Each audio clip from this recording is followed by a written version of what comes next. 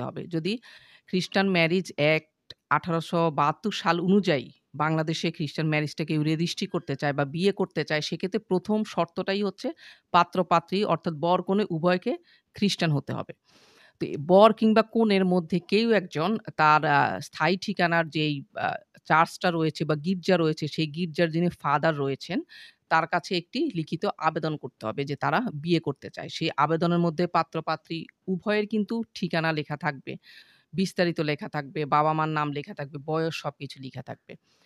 চার্চের ফাদারের কাছে যখন এই নোটিশটা পাত্র বা পাত্রী কেউ একজন দেবেন, তখন চার্চের যাজক যিনি রয়েছেন অর্থাৎ ফাদার যিনি রয়েছেন, তার কাজটা হচ্ছে যে এই নোটিশটা আবেদনকারী যে আবেদনটা করেছেন, এই নোটিশটা চার্চের নোটিশ বোর্ডে কিংবা খোলা কোনো জায়গায় উন্মুক্ত স্থানে নোটিশটা কিন্তু উনি ঝুলিয়ে রাখবেন।